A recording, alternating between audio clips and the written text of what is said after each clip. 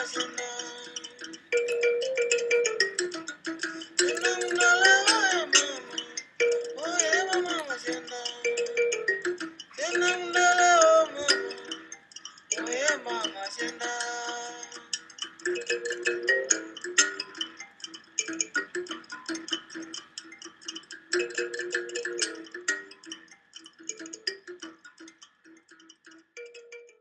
we are in it's Zambia.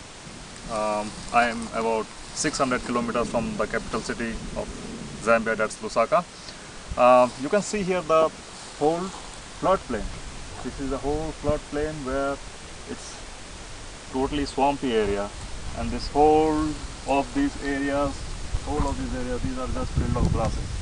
And after this, they have the forests there, and you can just see the soils here. You can just they are too sandy. You can see they are too sandy soils, completely infertile, and all across they have the grasses, and these are the grasses which form in the soils and very difficult to work out, and all of the sandy soils. I've never seen a sandy soil like this all across the whole field. And let's see how the farming operation in Zambia is. We'll explore the whole area, the whole western province, how people actually cultivate here, farm here, what are the different farming methods. Yes. I'm Ryan Munjia. I'm stay just here in Kavili. The flooded land and the field which is there. Now we are coming up from there. We have the plant which is maize. The here a plant. They are in stages where toward the forest there is the cassava field. That's where we cultivate cassava. But along the water we just cultivate maize. That's this is the field where we are. Use the hand hose to dig the area. From there we make the hose which is 5 to 6 centimeters deep. Then we drop the seed and close.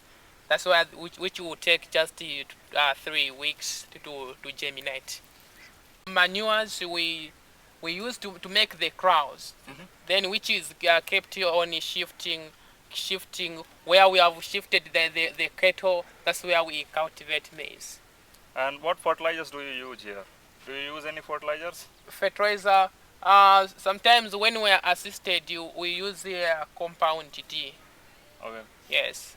So compound D and urea. Okay. So when do you do weeding? When do you remove grasses here? Yeah, after 5 to 6 weeks, then we start weeding. Okay. So what is the average production? Means how much do you get? How many bags do you get from here? Yeah, currently we usually get, if it is much, it's just 30. For 30, which is in a hectare. That's how we get it. The yield is very low due to lack of fertile land. The land is not very fertile. Yeah, we can see that most of the soils here, they are very, very sandy. Very sandy indeed. And I think means soils, and very hard to add organic matter into it, and they are very low in nutrient.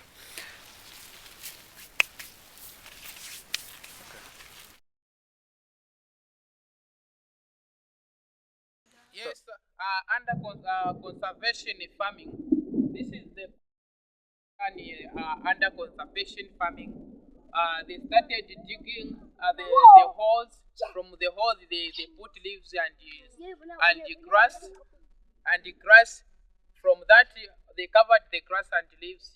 That's when they planted the maize on top, just to make us the manure, a composite manure. That is the other way of protecting land, which were being taught. Okay, that is the right concerning conservation farming, what we are being taught. These are this is the maize field being cultivated near homes. They usually put charcoal as manure or fertilizer to fertile the land, and this is done every year because they used to whatever they collect as dirty they used to throw in this field. This is done in almost every home in the area where we reside. Field. This is the cassava field. It takes 2 years to be harvested. The way we plant it, we just cut a piece of cassava, which is just 30 centimeters, and the other piece will be planted. It takes just 2 months, then the leaves will shoot. From there, it will grow for 2 years, then it will be harvested. The way we fertile the land, we used to group the cattle in the crown, then for 3 days. From there we shift the crown to the next area, which is 10 by 10, just like that, shifting. That's how we. Then from there, well, for weeding, we weed from the time we have planted. It takes 5 months. Then we start weeding the land. That is all about the cassava plantation. Rani, can you tell me how this area, how the rice is cultivated? The area, the way it is cultivated, we usually plow. We ask some plow the oxen. We plow the land. After that, we broadcast rice on the land. That's when we can pour the rake behind the animal or the oxen. That's how we cultivate the land and plant rices. Most of the area here means is broadcasted, or do they also transplant rice here? They do transplantation, especially in the area where there is water. We get a few which is grown here and transplant there to Ilondo. Okay. What are the different fertilizers you apply to your field? Currently, we don't use fertilizer. That's why we experience a low yield, low harvest. Low harvest. Yes. Okay. When do you do your weeding operations here? Can you just explain what are the operations, different farm operations that you do to your field? Sometimes we can start planting maize. From there, at the time to weed, we broadcast rice on the field, which is where there is maize. From there, when the rice germinate, we harvest maize. The field will remain just with rice. Okay. How do you harvest your fields, rice fields? We usually more using sickles. Okay. And what do you do with the straw? The straw just remains for the cattle to be grazing. The cattle will just come and graze from the straw. The very straw remains in the field. Can you comment something about the soils? How are your soils? Are they rich or they fertile? Can you say something about the soils here? The soil is very unfertile. As you can see, the land it is sandy. If there is support that we can find fertilizer, compound D and urea that can make our rice get a good yield, at least we can get rid of poverty where we are, because we cultivate a big land. Out of that big land, we just get a few bags of it. So the energy is more as compared to the product. How much do you actually get from this field? How much for example, in 2 limas, how much is produced? If it is 2 limas, you can just get 20 to 25 if it is much. 22 to 25 bags? Yes. Okay. Okay, thank you very much for your time. Right. Here people, the way they plant rice, they start planting maize afterward. When they weed, they broadcast rice. From there, the rice will germinate under our maize crop. When it comes to the time to harvest maize, the field remains with rice like the way it is. Currently, the maize is being harvested. This is the field for rice, but it is mixed with maize. Like the way they have done there, they've started cultivating maize on that field. Now they have plowed it. Now they are expecting to put more rice. That's how we do it here in Ilundu Kaviri area.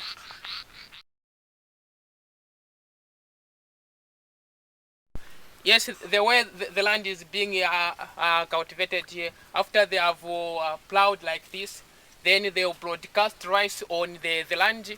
That's when they come up with the rake, which is being pulled by the oxen. The oxen will be going around just right so that the rice will be covered with soil. Like the way in this field where we are, they have already planted. They're just waiting for the rice to be shoot.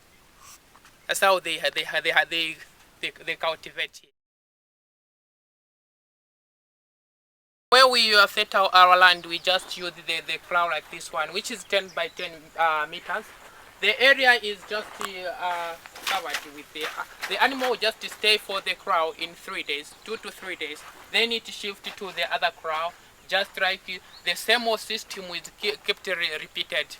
From the crow to another crow, then another one will be built, just like that. That's how we make the this manure. It is dug. After being dug, that's when we cultivate our plants, cassava, sometimes maize. For example, here, like behind there, we have sweet potatoes and cowpeas, which are being planted there. That's what we mainly plant here in Ilundu, specifically Kavili. The plantation is just that. These are the livestock we keep here in Ilundu. We use them for cultivating our land, for example, oxen to plow our land, for cows, just for milking. Now they are on the plain grazing. From there, in the evening, they will be just driven to the crow. Kosiku village, and we are seeing their field. They have started making the crows. That is the area which has been left with the animal dug, and coming here. This is the crow, and that's how the system is done. They just built the crow like this. From there, the animal will just be there for 2 to 3 days, and they'll shift it just to leave the manure behind, and that is the hutch where the guard or the watchman lives. They live far distant from home just to make the land to make it fertile, but it's not easy. It took them just month and month to cover just a simple portion due to lack of animals. You can continue going up up to the forest there if they could have more animals. Yes, that is about the way they cultivate maize here.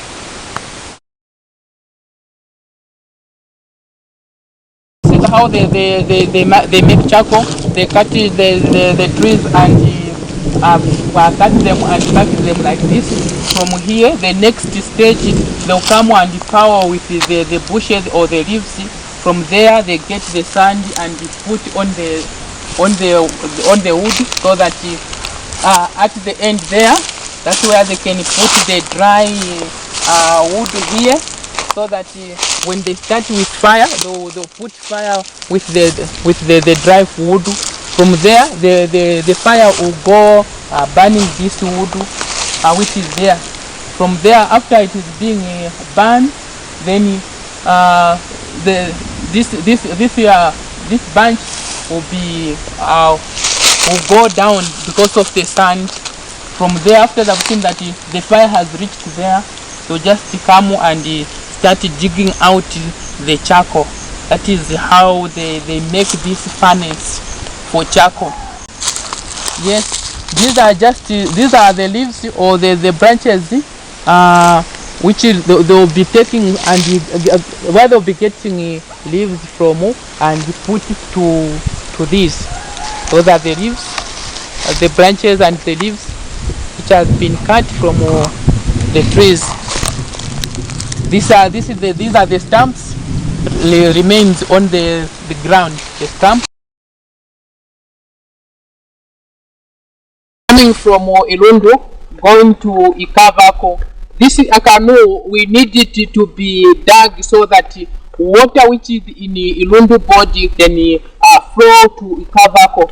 But due to the shallowness of the canal, the water, it fails to go to Ikavako. That is just done through our rain season. During summer and winter, the canal usually dried up. That is the problem we experience with our canal here in Ilundo. It should make us to grow more crops. When water, if you could be dried up through this drainage system. We block the canoe so that the canal, so that water can spread into our field.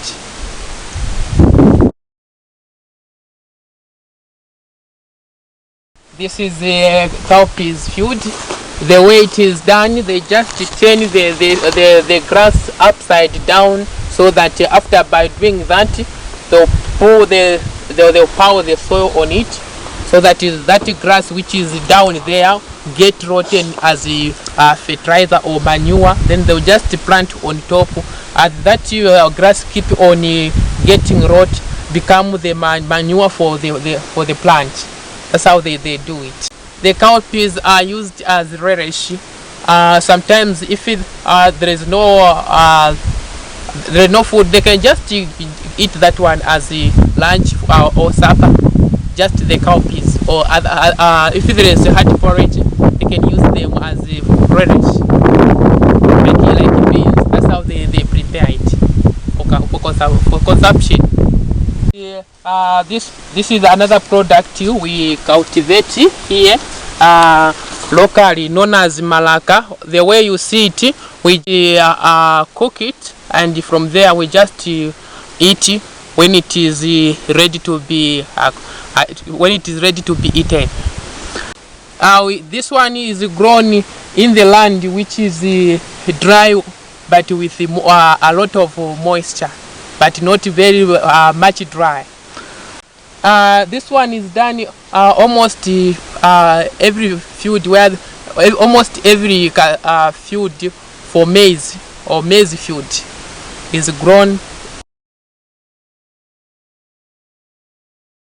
This is the muhululu tree, is used for fruit and firewood.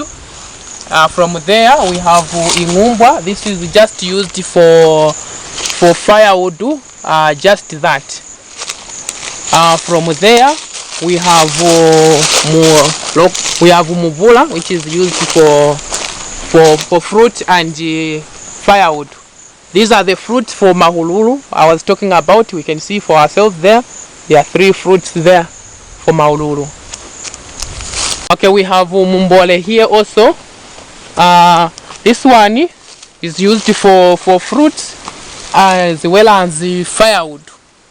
These are the trees and many more to mention. We have another fruit here. We are coming to another fruit tree. This is the cashew nut tree.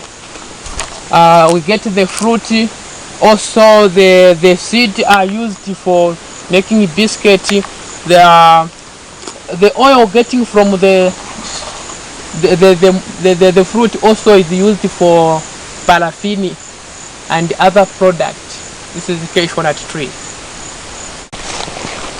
Yes, this one is locally known as musheshe. It is used for firewood also, and for housing as plants and pots. This is the locally known as the muzauli. The fruit are used as relish. Apart from that, the plant, this tree is used for logs, in commercial scales is used for housing and railway towers. This one, and it's a very important tree. You see them out. Trees by animal, we have this one known as namlomo down here. This is shrub, is edible by the animal. This is what you can see here. There are also some fruits on this tree. This shrub, or can call it a bush. There are some fruit which are also edible by human being, but the rest of the reason they are edible by the animal.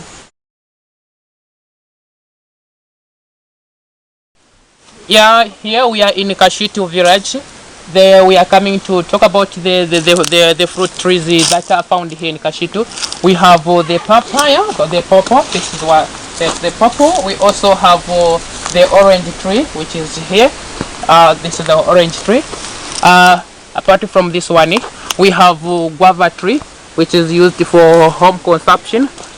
This is the guava tree. Yes, also even the fruit are seen tree are there. Yeah, it's not only this. There is mangoes. So they are okay. Oh, we have mango trees there. We have also this one, paprika.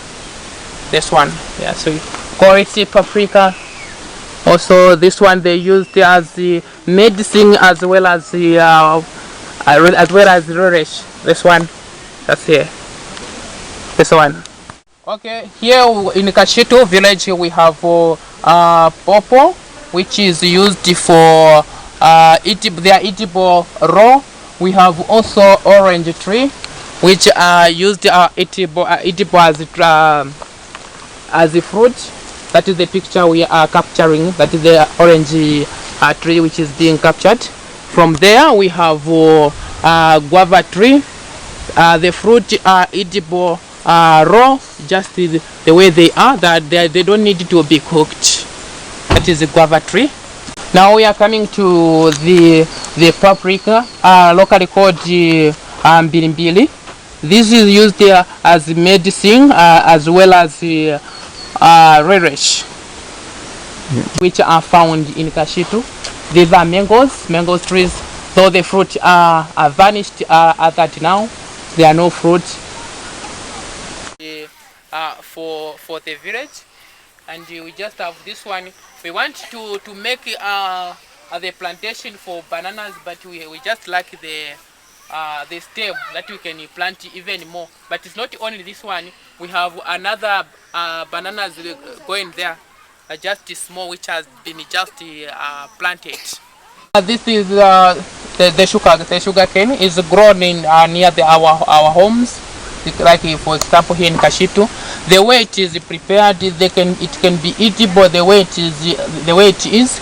Also, you can make sugar out of it by cooking the juice for more than 5 hours. That the remaining stuff will be dried as the sugar.